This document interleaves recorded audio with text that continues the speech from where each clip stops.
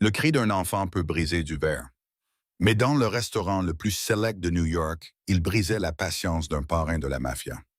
Riccardo Moretti avait une arme sur la table, un personnel terrifié qui tremblait contre le mur, et un fils de 3 ans qui ne s'arrêtait pas de pleurer. Tout le monde pensait que quelqu'un allait mourir. Puis une serveuse anonyme est passée juste devant les gardes armés. Elle n'a pas tremblé. Elle n'a pas supplié. Elle a simplement pris le garçon en pleurs et regardé l'homme le plus dangereux de la ville droit dans les yeux et a prononcé 7 mots qui ont tout changé. Ce n'est pas un caprice. Il a juste besoin d'une maman. Que s'est-il passé ensuite? Vous n'allez pas croire le secret qu'elle cachait. Le lustre en cristal d'Il Destino vibrait. Ce n'était pas à cause d'un tremblement de terre, ni à cause du métro qui grondait sous les pavés de Manhattan. Cela venait des poumons de Leo Moretti, âgé de 3 ans. Le restaurant était silencieux, à l'exception des hurlements perçants de l'enfant. Il était 20 heures, un vendredi soir, en pleine heure de pointe. D'habitude, le tintement des couverts sur la porcelaine et le bourdonnement des affaires en cours remplissaient l'air. Ce soir, l'air était chargé d'une tension terrifiante et suffocante. À la table centrale, la table du roi était assis Riccardo, dit Rico Moretti. Rico avait 32 ans. Il portait un costume Brioni sur mesure qui coûtait plus cher que la voiture de la plupart des gens. Et il avait des yeux comme de la glace brisée. Il était le capot de la famille du crime Moretti. Un homme qui avait démantelé des syndicats rivaux avec un stylo plume et un pistolet à silencieux. Mais à cet instant, il semblait vaincu. Léo. Grogna Rico, la voix basse et dangereuse. Basta. Ça suffit. Non, non. Je veux pas, hurla Léo, balayant une assiette de risotto aux truffes intactes de la table. La céramique se brisa bruyamment sur le sol en marbre. Le restaurant tout entier sursauta. Le maître d'hôtel, un homme en sueur nommé Marco, s'approcha les mains tremblantes. Monsieur Moretti, est-ce que tout va bien? Peut-être un plat différent pour le jeune maître? Rico tourna lentement la tête. Le regard qu'il lança à Marco aurait pu faire tourner du lait. Il ne veut pas de nourriture, Marco. Il veut me torturer. Est-ce que j'ai l'air d'un homme qui sait comment calmer un bambin? Rico passa une main dans ses cheveux sombres, en serrant les racines. Il était veuf depuis 6 mois. 6 mois d'enfer. 6 mois depuis que sa femme, Elena, avait été abattue dans une fusillade en voiture qui lui était destinée. Depuis, Léo n'avait pas prononcé une seule phrase complète. Il ne faisait que hurler. Sortez-le d'ici, lança Rico à son chef de la sécurité, un géant nommé Dante. Dante tendit la main vers le garçon. Allez, petit patron. Léo devint sauvage. Il mordit la main de Dante jusqu'au sang. Dante recula, jurant à voix basse. Merde. Rico frappa la table de sa main. Les couverts sursautèrent. Est-ce que tous mes employés sont incompétents? Faites-le taire ou je ferme cet endroit. La menace pesait lourdement. Rico ne parlait pas au sens figuré. Il possédait l'immeuble. Il pourrait y mettre le feu ce soir si l'envie lui en prenait. Dans un coin, près des portes de la cuisine, Clara Vance ajustait son tablier. Elle avait 24 ans, des yeux fatigués et les cheveux relevés en un chignon désordonné. Elle enchaînait un double service le ventre vide. Elle avait besoin de ce travail. Elle avait un loyer à payer et un passé à fuir. Ne fais pas ça, Clara, murmura Sarah, une autre serveuse. C'est le boucher de Brooklyn. Si tu y vas, tu es morte. Clara observait le petit garçon. Elle ne voyait pas un enfant capricieux. Elle ne voyait pas un héritier de la mafia. Elle voyait un minuscule être humain au visage rouge qui se noyait dans le chagrin. Elle voyait la façon dont il agrippait sa propre chemise, cherchant de l'air entre deux sanglots. Elle connaissait ce hoquet. Elle connaissait cette panique. Clara ignora Sarah. Elle prit un verre de lait chaud au comptoir de service. Il laissa tomber un seul morceau de sucre et s'avança dans la salle. « Hé, vous !» siffla Marco en essayant de lui saisir le bras. « Retournez en cuisine. » Clara se dégagea et continua de marcher. Le bruit de ses chaussures, bon marché à semelles en caoutchouc qui crissaient sur le marbre, était le seul son, à part les cris de Léo. Elle s'arrêta à la table. Rico leva les yeux. Sa main flottait près de l'intérieur de sa veste, là où reposait son arme de poing. « Qui êtes-vous? » Clara ne regarda pas Rico. Elle regarda Léo. Elle s'agenouilla, abîmant ses collants sur le risotto humide et la céramique brisée. « Salute-toi, dit-elle doucement. Sa voix n'était ni aiguë ni condescendante. Elle était basse, stable, comme un fil de terre. Léo s'arrêta, juste une seconde. Il hoqueta, ses yeux remplis de larmes s'écarquillant, en regardant cette étrangère assise dans le désordre avec lui. Il y a beaucoup de bruit ici, n'est-ce que pas? Murmura Clara. Trop de gens, trop de lumières. Léo la fixa. Il prit une inspiration tremblante. Clara tendit la main, non pas pour le saisir, mais pour lui offrir le verre. Du lait chaud avec un morceau de sucre. Quelqu'un que je connaissais aimait ça quand le monde devenait trop bruyant. Léo regarda le lait, puis il regarda Rico, puis de nouveau Clara. Lentement, les petites mains du garçon se tendirent. Il prit le verre. Il le porta à ses lèvres et but une gorgée. Les cris cessèrent. Le silence qui suivit était plus lourd que le bruit. Clara plongea la main dans la poche de son tablier et en sortit une simple serviette en papier blanche. Elle essuya doucement les larmes et la morve de son visage. « Voilà, dit-elle en lissant ses cheveux. Tout va bien, tu es en sécurité. » Léo se blottit contre son contact. Ses paupières s'alourdirent. En 30 secondes, la chute d'adrénaline le frappa. Il s'affaissa en avant, posant sa tête sur l'épaule de Clara, là, sur le sol du restaurant. Rico Moretti resta figé. Il fixait son fils, ce fils qui n'avait pas dormi une nuit complète depuis 6 mois, blotti contre une serveuse qui sentait le liquide vaisselle et la vanille. Rico regarda Clara. Pour la première fois, il la regarda vraiment. Le col effiloché de son uniforme, les cernes sombres sous ses yeux ambrés, la cicatrice sur son menton. « Comment avez-vous fait ça? » demanda Rico la voix rauque. Des nounous avec des doctorats en psychologie de l'enfant n'ont pas réussi à le faire. Clara se releva avec précaution, soulevant le lourd bambin avec une force surprenante. Elle le transféra dans les bras de Dante, qui attendait, bien que Léo se plaignît de la perte de contact. Clara épousseta le risotto de ses genoux. Elle regarda Rico droit dans les yeux, un crime capital dans son monde. « Il n'est pas difficile, monsieur Moretti, dit-elle, et il n'a pas faim de risotto. Alors qu'est-ce que c'est? Exigea Rico, se levant de toute sa hauteur. Il la dominait. Clara ne scia pas. Il est terrifié. Il est en deuil. Il a juste besoin d'une maman. Le silence s'étira. Marco, le gérant, semblait sur le point de s'évanouir. On ne mentionnait pas la femme décédée. On ne répondait pas au parrain. La mâchoire de Rico se contracta. « Sortez !» Clara cligna des yeux. « Pardon. Vous m'avez entendu, » dit Rico, sa voix redevenant froide, les murs se refermant. « Quittez ma table. En fait, quittez le restaurant. » Clara sentit une pointe d'humiliation, mais elle hocha la tête. Avec plaisir. Elle se tourna et s'éloigna. Dès que les portes de la cuisine se refermèrent derrière elle, Rico expira, se laissant retomber sur sa chaise.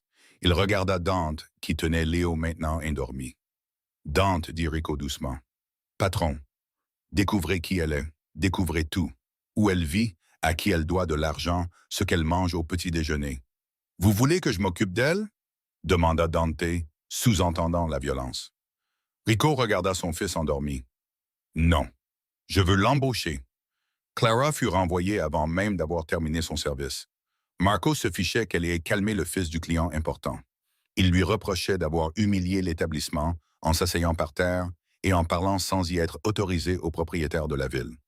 Voilà ta paye pour la semaine, ricana Marco en lui fourrant une liasse de billets dans la main à la sortie de service. Ne reviens pas, Clara, tu n'attires que des ennuis. Clara se tenait dans la ruelle. Il avait commencé à pleuvoir, une brune froide et misérable de New York. Elle compta l'argent. 200 $. Ça ne couvrirait même pas la facture d'électricité, sans parler de l'augmentation de loyer que son propriétaire, M. Henderson, avait affiché sur sa porte la veille. Elle resserra son manteau fin autour d'elle et se mit à marcher. La ruelle était sombre, sentant les ordures mouillées et l'ozone. Elle était à 3 pâtés de maison, attendant à un passage piéton, quand un Cadillac Escalade noir s'arrêta à côté d'elle. La vitre descendit dans un bourdonnement. « Montez !» ordonna une voix grave. Clara se raidit.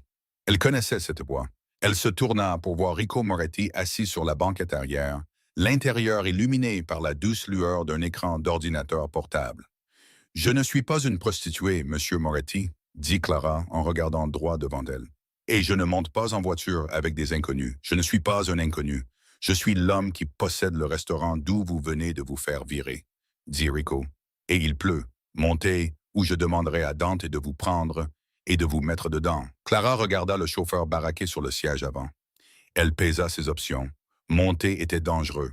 Rentrer à pied et se faire expulser était une condamnation certaine. Elle ouvrit la portière et se glissa sur le siège en cuir. Il faisait chaud à l'intérieur.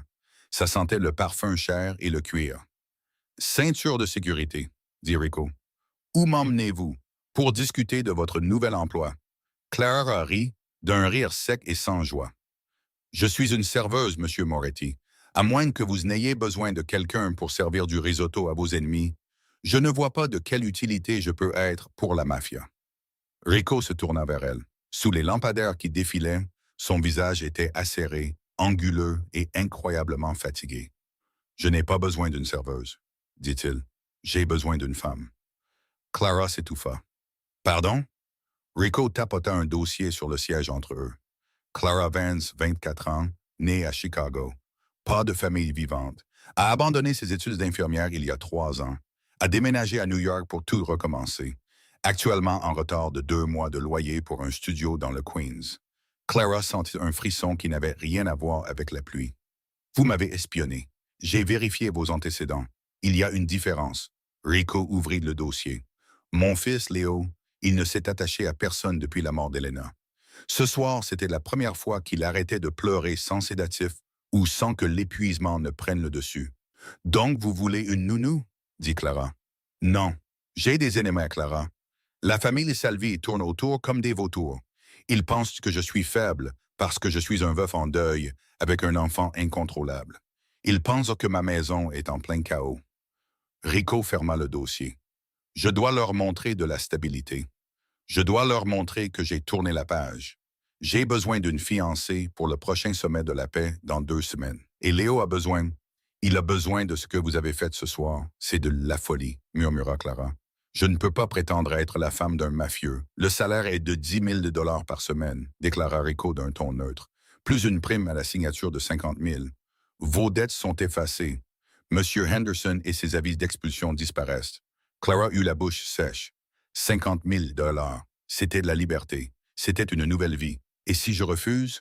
Alors vous sortez de la voiture, dit Rico, et vous retournez à votre vie.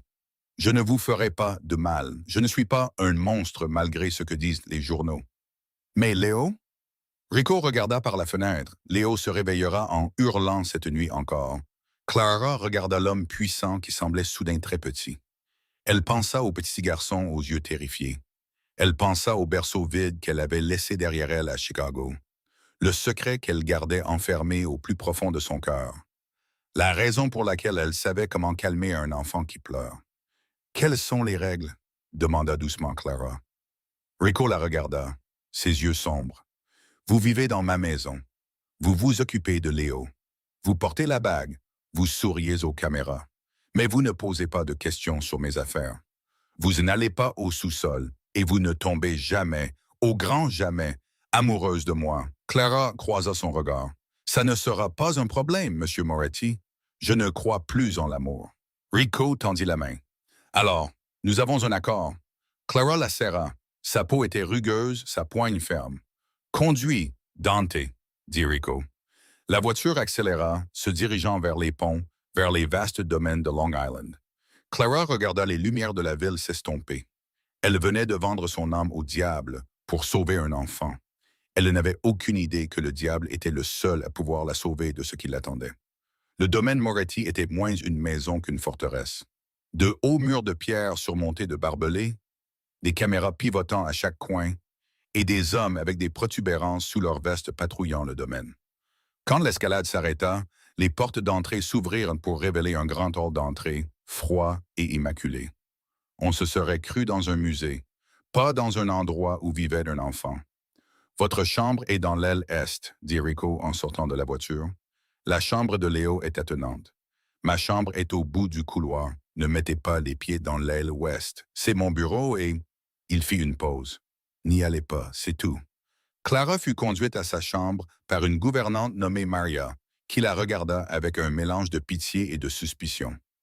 La chambre était plus grande que tout l'appartement de Clara. Une robe en soie était posée sur le lit. « Monsieur Moretti vous attend pour le petit déjeuner à 7h30 précise, » dit Maria. « Ne soyez pas en retard. » Cette nuit-là, Clara ne put dormir. Le silence de la maison était oppressant. Vers 2 heures du matin, elle l'entendit de nouveau, les hurlements. Elle bondit de son lit, courant pieds nus dans le couloir. Elle poussa la porte de la chambre de Léo. Léo était debout dans son berceau, se débattant contre les barreaux en bois, le visage violet d'effort. « Maman! Maman! » Rico était déjà là, essayant de le tenir, mais Léo le repoussait, griffant la poitrine de Rico. « Léo, s'il te plaît, » suppliait Rico, l'air épuisé. Clara n'hésita pas. Elle entra dans la pièce. « Laissez-moi faire. » Rico leva les yeux, surpris. Il était torse nu, révélant une tapisserie de cicatrices sur son torse, des coups de couteau, des éraflures de balles.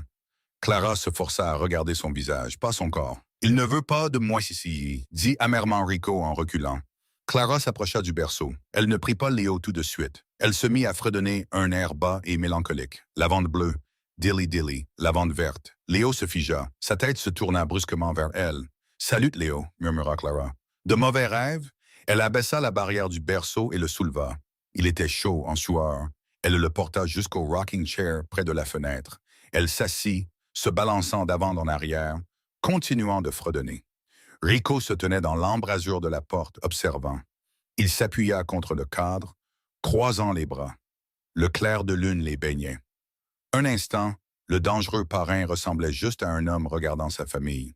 Mais ce n'était pas sa famille, elle était une étrangère. « Où avez-vous appris cette chanson ?» demanda doucement Rico une fois que la respiration de Léo se fut calmée. Clara continua de se balancer. « Ma mère la chantait. Vous avez un don magique, Clara. »« Ce n'est pas de la magie, » dit Clara. « Tu as hâte de devenir notre fille. » La voix dit la voix tendue. « C'est le deuil. Je sais ce que ça fait de se réveiller en cherchant quelqu'un qui n'est plus là. » Rico entra dans la pièce. Il s'arrêta à 30 centimètres de la chaise. La tension entre eux changea. Elle n'était plus hostile. Elle était chargée d'autre chose. Une compréhension partagée de la douleur. « Que vous est-il arrivé, Clara ?» Clara leva les yeux vers lui. « Ce n'était pas dans le dossier, Monsieur Moretti. Vous me payez pour être une mère pour lui. Vous ne me payez pas pour partager mon histoire avec vous. » Rico la fixa un long moment. Une lueur de respect passa dans ses yeux. Touché. « Allez dormir, Clara. Demain, les tailleurs arrivent. Nous devons vous donner l'allure d'une Moretti. » Il se tourna pour partir, mais s'arrêta à la porte. « Et appelez-moi, Rico. Si nous devons mentir au monde entier, autant le faire avec les bons prénoms. » Les jours suivants furent un tourbillon. Clara fut examinée, mesurée, habillée de soie et de velours. On lui apprit à marcher en talons aiguilles, à tenir un verre de vin, à sourire sans montrer les dents. Mais le vrai travail était avec Léo. Elle passait des heures par terre avec lui à construire des tours de cubes, à lire des livres. Elle apprit qu'il adorait les dinosaures et détestait les petites proies. Elle apprit qu'il était terrifié par les bruits forts. Un après-midi, pendant que Léo faisait la sieste, Clara erra dans le couloir. Elle se retrouva près de l'aile ouest. La porte était en chêne lourd, légèrement entr'ouverte. Elle connaissait les règles. Ne pas y aller. Mais la curiosité était une chose dangereuse. Elle poussa la porte. C'était un bureau, bois sombre, cuir, livres. Mais sur le mur se trouvait un immense tableau d'une femme. Elle était d'une beauté à couper le souffle, avec des cheveux sombres et les yeux de Rico. Elena. Sous le tableau se trouvait un autel, des bougies, des fleurs et des dossiers. Clara s'approcha. Les dossiers étaient étalés sur le bureau. C'étaient des rapports de police, des photos d'autopsie. Clara allaita. Elle vit la photo d'une voiture, une berline argentée criblée de balles. Sa main vola à sa bouche. Flashback. Chicago. 3 ans plus tôt, elle rentrait à pied de la clinique. Une berline argentée passa à toute vitesse devant elle, poursuivie par une camionnette noire. Des coups de feu. La berline s'écrasa contre un lampadaire juste devant elle. Clara avait couru pour aider. Elle vit la femme à l'intérieur, saignant, mourante. La femme avait saisi la main de Clara, y laissant une traînée de sang. Protégez-le. Avait haleté la femme, Clara revint au présent. Elle regarda la date sur le dossier. Ce n'était pas il y a 3 ans. C'était il y a 6 mois. New York, mais la voiture, la méthode, c'était exactement le même contrat qu'elle avait vu à Chicago. Celui qui l'avait fait fuir la ville parce que le tireur avait vu son visage. « Qu'est-ce que vous faites ici, hey? » La voix claqua comme un fouet. Clara se retourna brusquement. Rico se tenait dans l'embrasure de la porte. Et cette fois, il ne la regardait pas avec respect. Il tenait une arme. Je... La porte était ouverte, balbutia Clara, reculant contre le bureau. Rico rengana son arme, mais traversa la pièce en deux enjambées. Il lui saisit le bras, sa poigne la meurtrissant. « Je vous l'ai dit, l'aile ouest est interdite. »« Je suis désolé, » s'écria Clara. « J'ai vu la photo. »« Vous n'avez rien vu, » siffla Rico. Il l'attira près de lui, son visage à quelques centimètres du sien. Ses yeux étaient fous. « Savez-vous ce qui arrive aux gens qui en savent trop dans cette maison? Ils disparaissent. »« Rico, vous me faites mal, » murmura-t-elle. Il se figea. Il regarda sa main sur son bras. Il la lâcha comme s'il s'était brûlé. Il recula, passant une main sur son visage. « Sortez. Allez voir Léo. » Et Clara. Elle s'arrêta à la porte, tremblante. « Si vous entrez à nouveau dans cette pièce, le marché est rompu, et vous ne serez pas seulement renvoyé. » Clara courut. Elle retourna en courant vers l'aile est, le cœur battant. Elle réalisa alors que ce n'était pas juste un travail. Elle était tombée dans une toile de conspiration. Le meurtre qu'elle avait vu à Chicago et celui qui avait tué la femme de Rico étaient liés. Et si le tueur était toujours en liberté, il pourrait reconnaître Clara aussi facilement qu'elle reconnaissait son travail. Elle n'était pas seulement une fausse fiancée, elle était un témoin gênant. 2 semaines passèrent. La nuit du sommet de la paix arriva. Le domaine Moretti était transformé. La forteresse était devenue une salle de bal. Des quatuors à cordes jouaient, le champagne coulait, et les criminels les plus dangereux d'Amérique se rassemblaient en smoking. Clara portait une robe en satin vert émeraude qui épousait chacune de ses courbes. Un collier de diamants, celui de la mère de Rico, reposait à son cou. « Vous êtes... Rico fit une pause alors qu'elle descendait les escaliers. Il s'éclaircit la gorge. « Adéquate. Un grand compliment de la part du parrain. » Lança Clara, bien que son estomac soit noué. « Restez près de moi, » murmura Rico en lui offrant son bras. « Ce soir, nous rencontrons Don Selby. C'est lui qui a ordonné le meurtre de ma femme. Je ne peux pas encore le prouver, mais je le sais.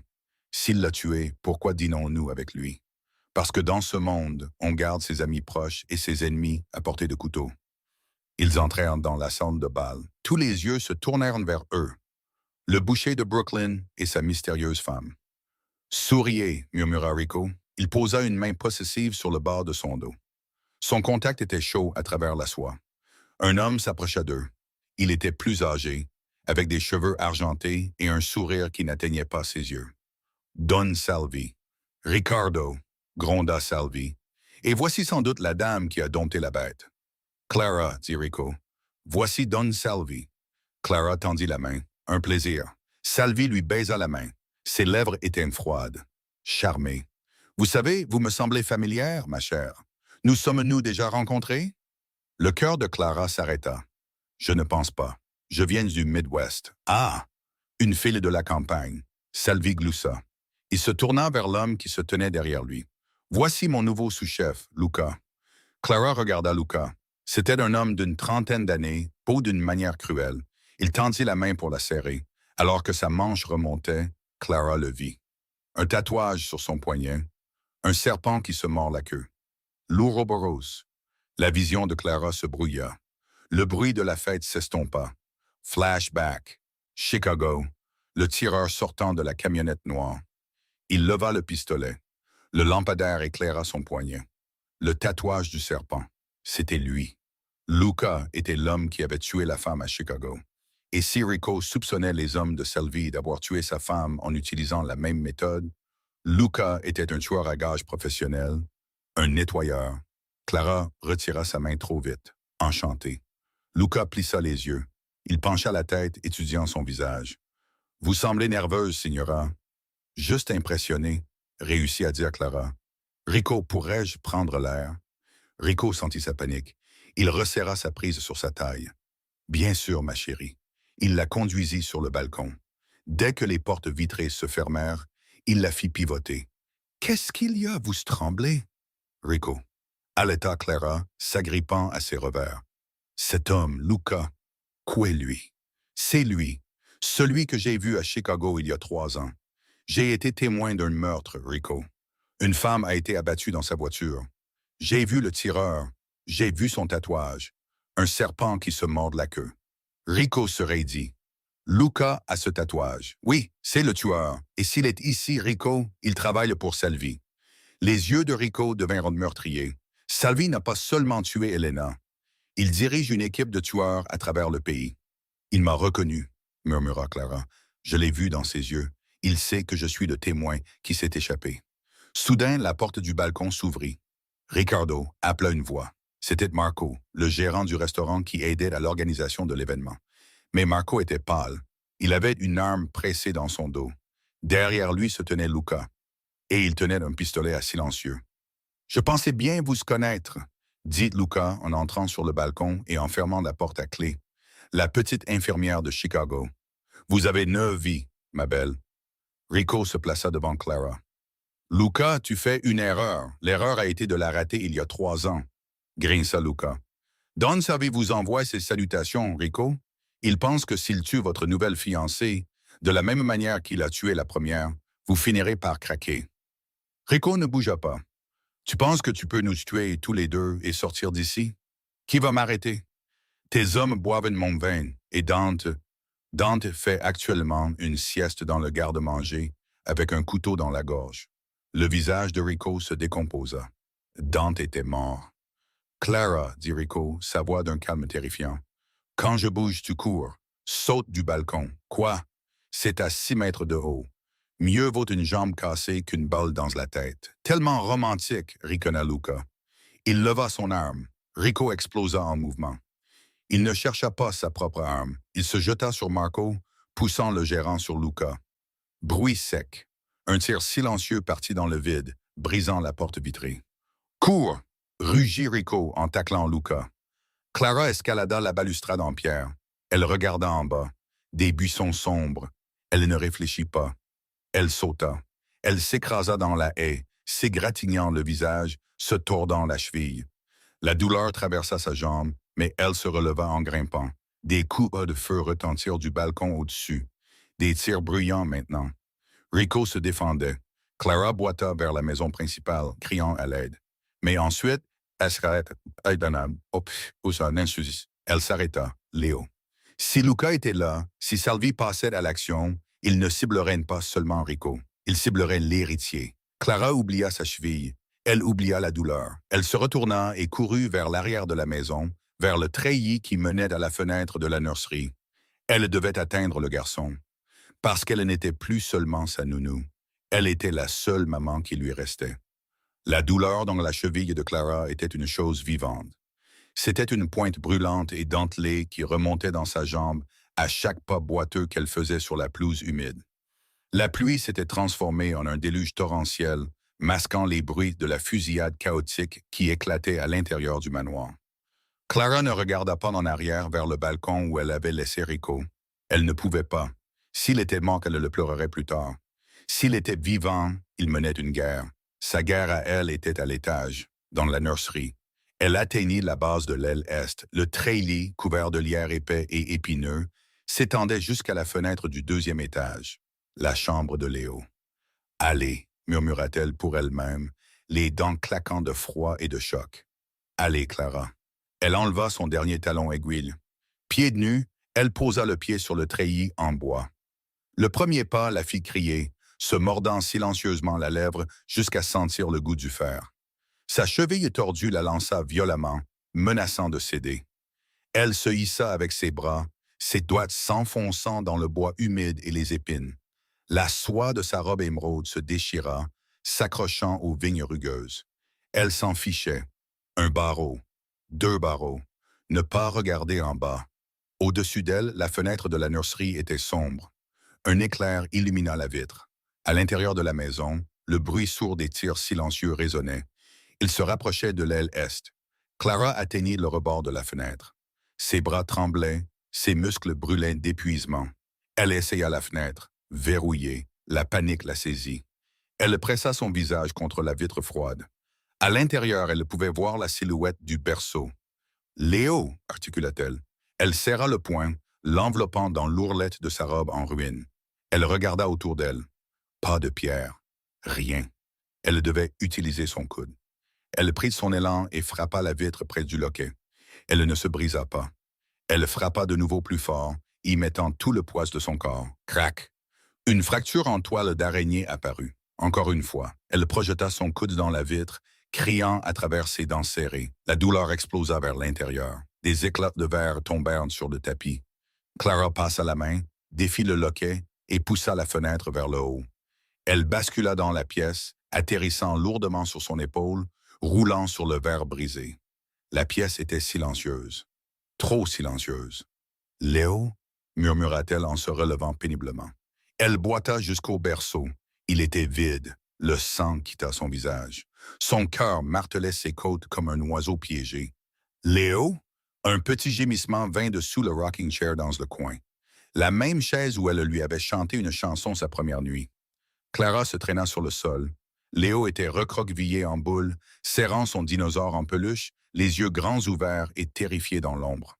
« Maman », murmura-t-il. C'était la première fois qu'il utilisait ce mot pour elle. Le cœur de Clara se brisa et s'envola en même temps. « Oh, maman !» Elle le prit dans ses bras, enfouissant son visage dans son cou. Il tremblait violemment. « Je te tiens », chuchota-t-elle férocement. « Je te tiens, mon bébé. » Soudain, la poignée de la porte de la nurserie tourna. Clara se figea. Elle ne l'avait pas verrouillée. Elle était entrée par la fenêtre. Elle chercha frénétiquement une arme, une lampe, un jouet. La porte grinça en s'ouvrant. Une silhouette entra dans la pièce, éclairée à contre-jour par la lumière du couloir. Ce n'était pas Rico. C'était un homme en smoking tenant un couteau. C'était l'un des gardes de sécurité. Un homme à qui Clara avait dit bonjour pendant 2 semaines. Un traître. Désolé, mademoiselle Vance, dit l'homme, la voix vide d'émotion. Ça le vit paye mieux. Il s'avança. Clara poussa Léo derrière elle. Elle se leva, s'appuyant sur sa bonne jambe. Elle était une serveuse, une étudiante infirmière ratée. Elle mesurait 1,65 m et n'était pas armée. Il mesurait 1,88 m et était entraîné pour tuer. Ne le touchez pas, avertit Clara, la voix basse. Ce n'était pas une supplique, c'était un grognement. Le garde rit. Vous pensez pouvoir m'arrêter? Il se jeta sur elle. Clara ne recula pas. Elle se baissa. Alors que le couteau fendait l'air là où son cou se trouvait, elle attrapa la lourde base en céramique de l'humidificateur sur le sol. Avec un cri primal, elle la projeta vers le haut. Crac! La céramique heurta la rotule du garde. L'os craqua. L'homme hurla, reculant en titubant, tombant sur un genou, mais il ne lâcha pas le couteau. Il frappa à l'aveuglette, la lame attrapant l'avant-bras de Clara. Une ligne de feu éclata sur sa peau. Du sang chaud imbiba instantanément sa manche. Clara cria, mais ne s'arrêta pas. Elle poussa le lourd rocking chair vers lui, le coinçant contre le mur une fraction de seconde. « Cours, Léo, dans le placard !» cria-t-elle. Le garde repoussa la chaise avec un rugissement de rage. Il se releva, les yeux meurtriers. Petite salle, bang! Le son fut assourdissant dans la petite pièce. La tête du garde bascula en arrière. Il s'effondra sur le sol, immobile. Clara haleta, se retournant. Rico se tenait dans l'embrasure de la porte. Il était dans un état lamentable. Sa veste de smoking avait disparu. Sa chemise blanche était trempée de sang, une partie du sien, la plupart non. Il respirait lourdement, la poitrine haletante, un pistolet fumant à la main. Il regarda le garde mort. Puis il regarda Clara. Il vit le sang qui coulait de son bras. Il vit les éclats de verre dans ses cheveux. Il vit la façon féroce et protectrice dont elle se tenait devant le placard où son fils se cachait. Il laissa tomber l'arme et traversa la pièce en 3 enjambées. « Clara », s'étrangla-t-il. Il lui prit le visage entre ses mains, ses pouces étalant du sang sur sa joue. Ses yeux cherchèrent les siens, frénétiques, terrifiés. « Tu es revenu », murmura-t-il. Comme s'il ne pouvait pas le croire. « Je t'avais dit de courir. Je ne pouvais pas le laisser », sanglota Clara, l'adrénaline retombant enfin. Il était seul. Rico la serra contre sa poitrine, la serrant si fort que ça faisait mal. Pendant une seconde, il n'était pas le parrain. Il était juste un homme qui avait failli tout perdre. « Patron !» cria une voix depuis le couloir. Rico se recula, son visage se durcissant instantanément. C'était son lieutenant loyal, un jeune homme nommé Rocco. « Le reste de chaussée est envahi, dit Rocco en haletant. Salvi a amené une armée. Luca vous cherche. On ne peut pas tenir l'aile est. Rico regarda Clara, puis le placard d'où Léo jetait un coup d'œil. La chambre forte, ordonna Rico.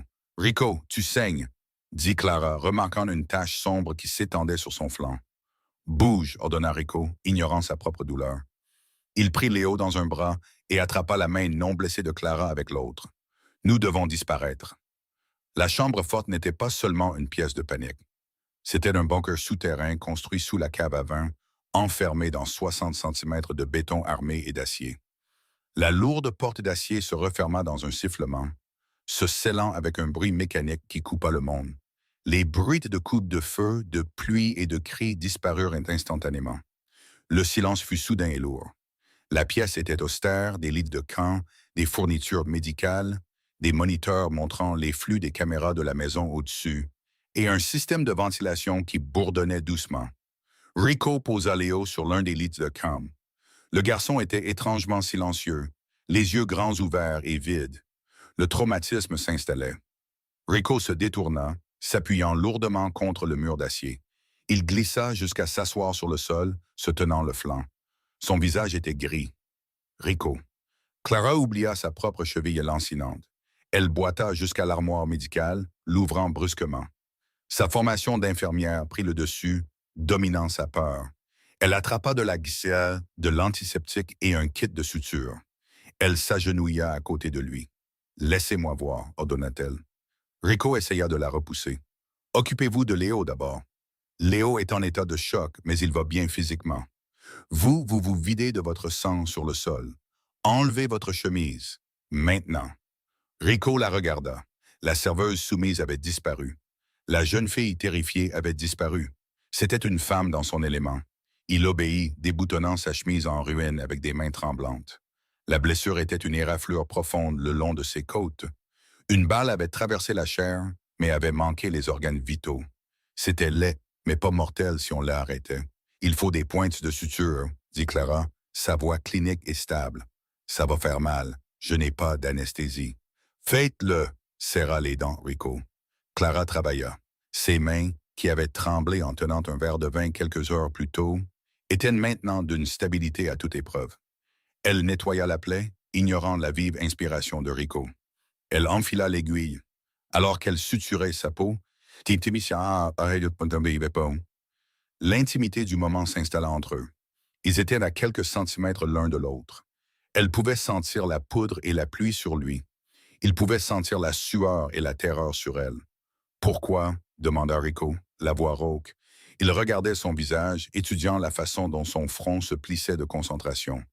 Clara ne leva pas les yeux. « Pourquoi quoi? Pourquoi êtes-vous revenu? Vous aviez une issue. Vous auriez pu disparaître dans la nuit. Vous savez ce que Salvi fait aux gens. Pourquoi risquer de mourir pour un enfant qui n'est pas le vôtre? » Clara fit le dernier nœud et coupa le fil. Elle scotcha la gaze sur la plaie. Ce n'est qu'alors qu'elle s'assit, s'appuyant contre le mur froid à côté de lui. Elle regarda de l'autre côté de la pièce vers Léo, qui s'était blotti avec une couverture et s'était finalement endormi. « Parce que je sais ce que c'est que d'être lui », dit doucement Clara. « Et je sais ce que c'est que d'être celle qui reste. » Rico tourna la tête pour la regarder. « Racontez-moi. » Clara prit une profonde inspiration. Elle ramena ses genoux contre sa poitrine. « Je n'ai pas seulement abandonné mes études d'infirmière à cause de l'argent, Rico. J'ai abandonné parce que j'étais enceinte. » Rico s'immobilisa. « J'avais une fille, » murmura Clara. Des larmes montèrent de ses yeux, mais elles ne tombèrent pas. Elle s'appelait Mia. Elle est née avec une malformation cardiaque. J'ai fait 3 boulots pour essayer de payer les opérations. J'ai tout fait, mais ça n'a pas suffi. Elle s'essuya le visage avec le dos de sa main. Elle est morte dans mes bras dans une chambre d'hôpital qui ressemblait beaucoup à celle-ci. Froide, stérile. Elle avait 3 ans, le même âge que Léo. Rico tendit la main. Sa main, grande et cailleuse, recouvrit la sienne. Après sa mort, continua Clara, la voix tremblante. Je me sentais vide. J'entendais ses pleurs la nuit. Je me réveillais pour aller voir un berceau qui n'était plus là. C'est pour ça que j'ai quitté Chicago. C'est pour ça que je rentrais à pied ce soir-là quand j'ai vu Luca tuer cette femme. Je marchais parce que je ne supportais pas le silence de mon appartement vide. Elle se tourna vers Rico. Ses yeux ambrés étaient à vif, dépouillés de toute défense. Quand j'ai vu Léo crier dans le restaurant, je n'ai pas vu un enfant capricieux. J'ai vu un enfant qui criait parce que le monde lui avait été arraché. Et quand je l'ai tenu, pour la première fois en 2 ans, le silence en moi s'est arrêté. Rico la fixa. La révélation flottait entre eux. Elle n'était pas seulement une actrice engagée, elle était une mère sans enfant, guérissant un enfant sans mère. Clara, murmura Rico. Le nom sonnait comme une prière sur ses lèvres. Il se pencha. La distance entre eux s'évapora. Il ne l'embrassa pas. Pas encore. Il pressa son front contre le sien. C'était un geste d'une immense vulnérabilité pour un homme qui ne baissait jamais sa garde. « Je suis désolé, » murmura-t-il. « Je suis désolé pour votre perte, et je suis désolé de vous avoir entraîné dans cet enfer. »« J'y suis entré de mon plein gré, » répondit Clara, sa voix à peine audible. « J'ai choisi de rester. »« Vous êtes la personne la plus courageuse que j'ai jamais rencontrée, » dit Rico. Il se recula légèrement pour la regarder dans les yeux. « Salvi pense qu'il peut me briser en s'en prenant à ma famille. Il ne réalise pas qu'il vient de me donner une raison de mettre le feu au monde entier. » Il jeta un coup d'œil au moniteur. Sur l'écran, des silhouettes sombres se déplaçaient dans le couloir au-dessus. Elles cherchaient l'entrée de la chambre forte. L'expression de Rico changea. La tristesse fut remplacée par une fureur froide et calculée. Le parrain était de retour. « Il cherche la porte cachée, » dit Rico. « Elle tiendra quelques heures, mais pas éternellement. »« Qu'est-ce qu'on fait ?» demanda Clara. Rico se leva. Il grimaça à cause de la douleur à son flanc, mais il l'ignora. Il se dirigea vers un râtelier d'armes sur le mur du fond. Il arma la culasse d'un fusil d'assaut. « On ne se cache plus, » dit Rico. « Il y a un tunnel à l'arrière de cette chambre forte. Il mène au hangar à bateau à 1,5 km. Je veux que vous preniez Léo et que vous partiez. » Clara se leva, la panique revenant. « Et vous? »« Je vais ouvrir la porte principale, » dit calmement Rico. « Je vais les attirer et je vais en finir. »« Non, » dit Clara en lui saisissant le bras. « C'est du suicide. Luca est là dehors. Ils sont des dizaines. C'est le seul moyen de garantir votre fuite, » dit Rico. Il la regarda, ses yeux brillants d'une intensité qui lui coupa le souffle. « J'ai perdu Elena parce que je n'ai pas été assez rapide. Je ne vous perdrai pas. Pas vous. » Il lui prit le visage une dernière fois. « Partez, Clara. Prenez mon fils.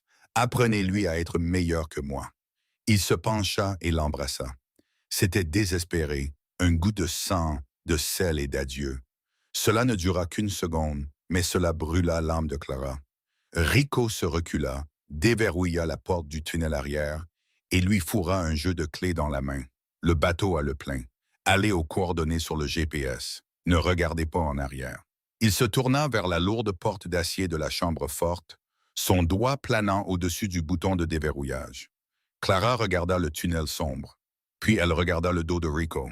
Elle regarda les moniteurs montrant les hommes à l'extérieur. Les hommes qui avaient tué la femme à Chicago, qui avaient tué Elena, qui avaient essayé de tuer Léo. Si Rico ouvrait cette porte seule, il mourrait. Clara réalisa alors quelque chose. Elle n'était plus seulement la mère de Mia. Elle n'était plus seulement une victime des circonstances. Elle resserra sa prise sur les clés. « Rico », dit-elle clairement. Il s'arrêta sans se retourner. « Partez, Clara. » « Non. » Il se tourna, le choc se lisant sur son visage.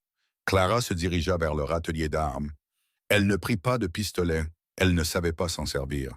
Elle prit un pistolet lance-fusée du kit d'urgence. « Vous avez dit que Salvi vous croit faible, » dit Clara, la voix tremblante mais résolue. « Il pense que vous êtes seul. Il pense qu'il chasse un animal blessé. » Elle le regarda dans les yeux. « Montrons-lui qu'il a tort. On ne se sépare pas. On se bat. Ensemble. » Rico la regarda vraiment. Il vit le feu dans ses yeux. Il correspondait au sien. Un sourire sombre et dangereux s'étala lentement sur son visage. « D'accord, » dit Rico. « Ensemble. » La roue d'acier de la porte de la chambre forte tourna avec un cliquetis lourd et rythmé. Rico se tenait juste en face, son fusil d'assaut levé, son visage un masque de fureur froide. Derrière lui, caché dans l'ombre des étagères, Clara était accroupie. Ses mains étaient moites sur la poignée du pistolet lance-fusées orange. Il avait enfermé Léo dans le tunnel de secours avec une lampe de poche et son dinosaure. « Compte jusqu'à 1000, lui avait-elle dit, comme une partie de cache-cache. » La porte de la chambre forte siffla. Le seau se brisa. Rico n'attendit pas. Il poussa la lourde porte vers l'extérieur. Le couloir de la cave à vin était rempli des hommes de Salvi. Ils s'attendaient à une famille recroquevillée. Ils eurent un démon. Rico ouvrit le feu. Le rugissement assourdissant du fusil dans l'espace confiné fut comme un coup physique. 2 hommes tombèrent instantanément. Les autres se mirent à couvert derrière les fûts de chaînes de Barolo millésimés. « Tir de suppression !» cria une voix. C'était Luca. Des balles ébréchèrent le cadre en béton de la chambre forte. Rico fut forcé de reculer, grognant alors qu'un ricochet lui tailladait la joue. Il vérifia son chargeur. Presque vide. « Sors, Ricardo !» Le nargua Luca depuis l'obscurité de la cave. Don Salvi s'impatiente. « Donne-nous la fille et le garçon, et je ferai en sorte que ta mort soit rapide. » Rico regarda Clara. Il signala avec 2 doigts, 2 à gauche. Plus Luca. Clara hocha la tête. Elle se déplaça jusqu'au bord du cadre de la porte. Elle pouvait sentir le vin renversé, la poudre à canon et le goût métallique du sang. Rico se pencha et tira 2 coups précis. Bang, bang.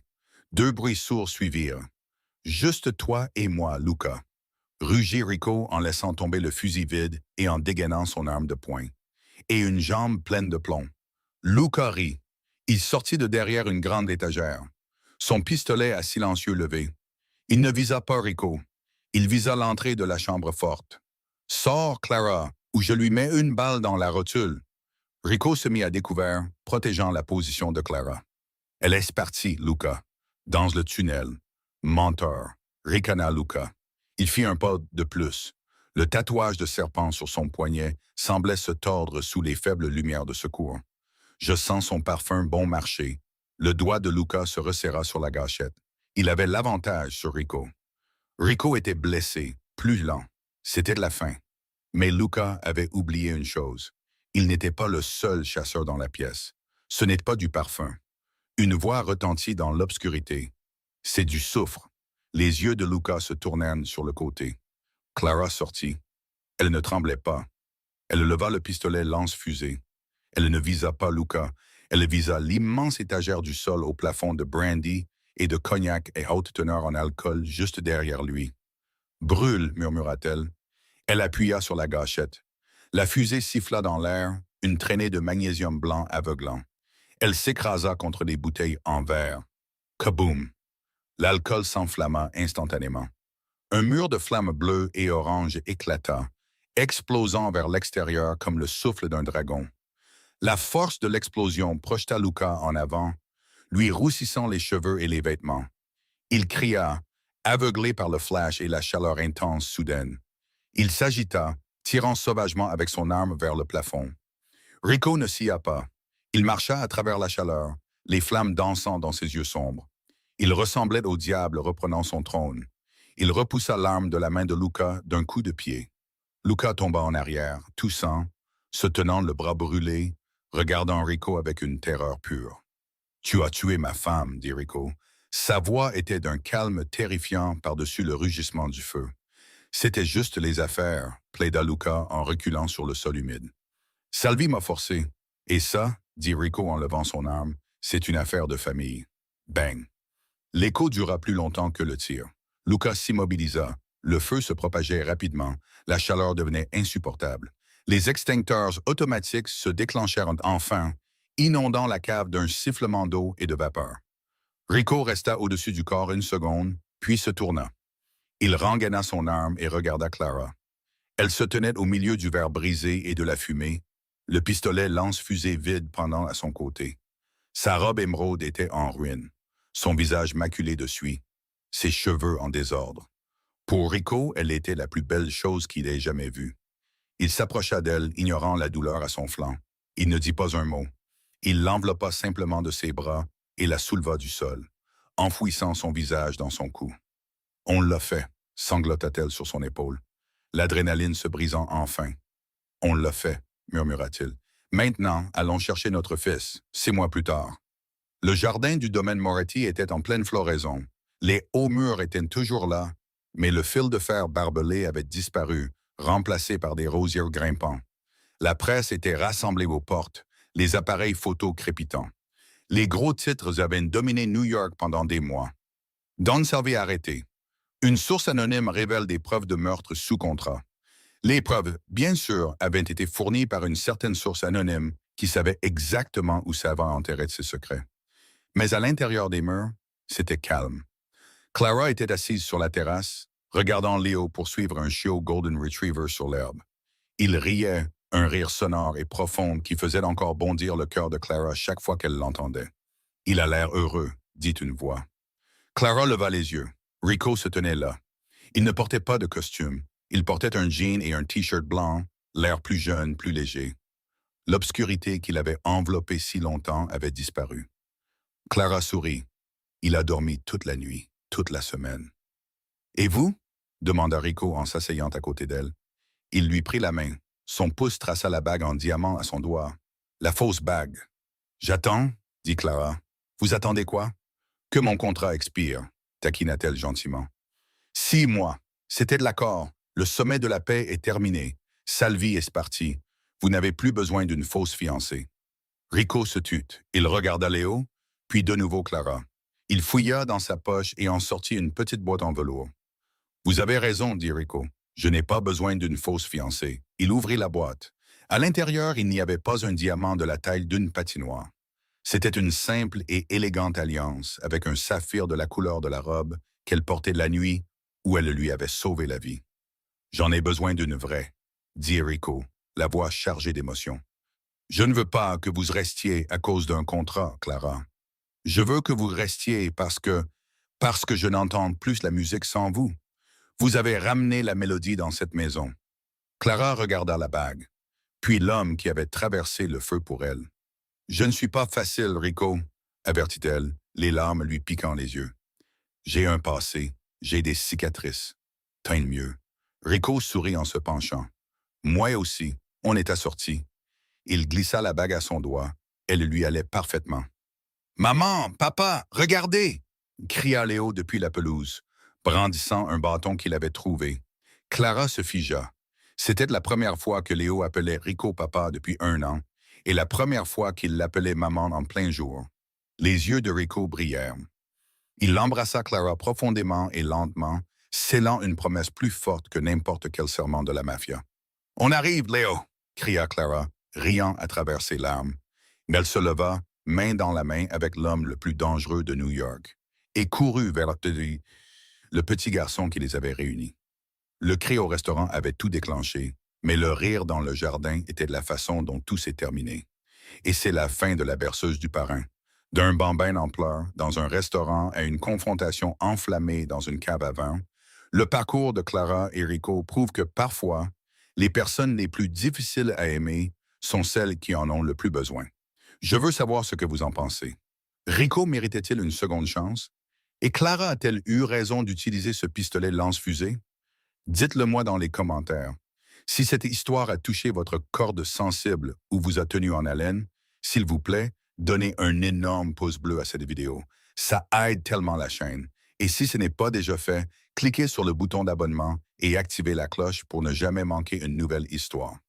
J'ai un nouveau thriller romantique qui sort la semaine prochaine, avec une mariée en fuite et un garde du corps grincheux, et vous ne voulez absolument pas le manquer. Merci de m'avoir écouté et rappelez-vous, parfois un cri n'est qu'un appel à l'aide.